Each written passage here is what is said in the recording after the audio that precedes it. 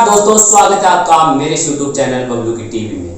आज हम बात करेंगे हमारे देश की नहीं बल्कि ये पूरी दुनिया की शान और हमें भोजन पहुंचाने वाले उस योद्धा की, जिस योद्धा ने हमें कभी भी निराश नहीं किया। जी, मैं बात कर रहा हूँ किसान की। जिस किसान ने एक कोरोना जैसी महामारी के बीच में भी हम तक पोषण पहुंचाने के मामले में कहीं कमी नहीं छोड़ी। उस किसान ने हम तक कोई भी खाने योग्य वस्तुओं में भी पूरी दुनिया रुक गई, लेकिन उसने कभी भी कमी नहीं आने दी। उस किसान को आज कई कठिनाइयों के सामने गुजरना पड़ रहा है। आज वह किसान खुद एक विवश हो रहा है कि वह संघर्ष पे उतर आया है, लेकिन आज की जो सरकारें हैं, आज का जो सिस्टम है, जो किसान की हितैषी की बात तो करता है, लेकिन इस दृश्य को देखकर लगता नहीं है कि वह किसान हितैषी है। जैसा कि कुरुक्षेत्र में किसान रैली हुई, जिसमें किसानों पर बड़ी बर्बरता के साथ में लाठी चार्ज किया गया। उस दृश्य को देखकर लगता है कि कहीं किसानों को सरकार अपना हितैषी बताती तो है, लेकिन लगता नहीं कि सरकार किसानों की हितैषी है, क्योंकि किसानों पर लाठी चार्ज किया गया, उन्हें जबरन रैली क्षेत्र में जाने से रोका गया। और जब किसानों ने पूछा कि आपको लाठी चार्ज के ऑर्डर किसने दिए, तो पुलिस कुछ नहीं बोल पाई और बोलती है कि हमने हमारे ऑर्डरों की पालना की है।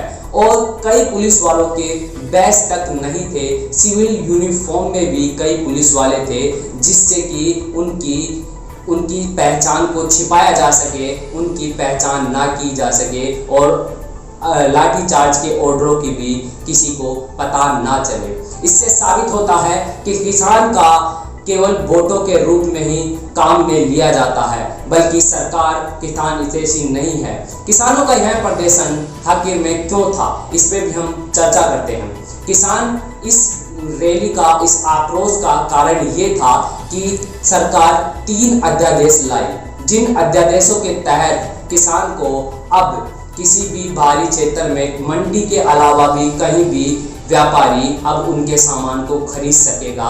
और सरकार का कहना है कि इन अध्यादेशों से सरकार किसानों के लिए काफ़ी अच्छा लाभ देख रही है, लेकिन कहीं ना कहीं कई विशेषज्ञों के तहत यह बोला जा रहा है कि यह कानून, यह अध्यादेश कहीं ना कहीं किसानों को एक गुलामी के तौर पर भी देखा जा सकता है, क्योंकि एमएसपी का इन अध्यादेशों में जिक्र नहीं हुआ है। एमएसपी जो कि सरकार के द्वारा मूल्य लगाया जाता है किसान की वस्तुओं पर, उनका जिक्र नहीं है। इसका मतलब यह है कि सीधे व्यापारी किसान की वस्तुओं का मूल्य अपने हिसाब से रखेंगे, जिससे कहीं ना कहीं किसान को उनके ऊपर आश्रित होना पड़ेगा।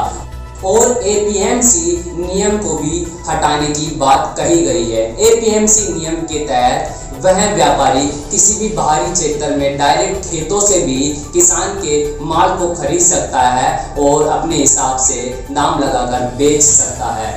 अब एपीएमसी के हटने से क्या फायदा है या क्या नुकसान, यह हम बिहार से देख सकते हैं। बिहार में 2006 में एपीएमसी को हटा दिया गया, जिसके बाद में वहां के किसान की प्रति व्यक्ति आय 7,000 प्लस में ही रहती है। और वहीं देखा जाए पंजाब और हरियाणा में 22 से 23,000 पंजाब की किसान की प्रति व्यक्ति आय है और 18 से 19,000 हरियाणा के किसान की प्रति व्यक्ति आय है। पंजाब और हरियाणा में एपीएमसी का अभी भी नियम लागू है। तो इससे देखा जा सकता है कि सरकार एपीएमसी को हटाकर किसान के लिए लाभ की बात तो कर रही है, लेकिन बिहार के आंकड़ों के हिसाब से कहीं ना कहीं किसान को इससे कोई भी लाभ नहीं दिखाई दे रहा है।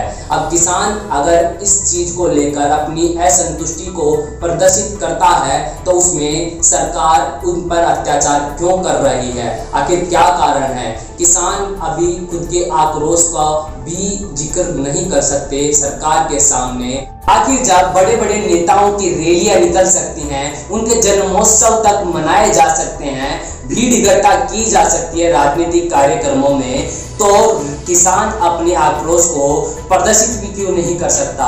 उन पर यह बर्बरता क्यों हुई? आखिर नेताओं को क्या पूर्णतः अपने देश में आज़ादी मिल चुकी है? इससे यह साबित होता है सरकार को अब इस बारे में सोचना चाहिए, क्या वह सरकार किसानों के लिए लाभदायी कार्य कर रही है या फिर नहीं। आगे कोई भी बड़ी खबर के लिए जुड़े रहें बबलू की टीवी के साथ। सब्सक्राइब करना, लाइक करना और शेयर करना ना भूलें। धन्यवाद।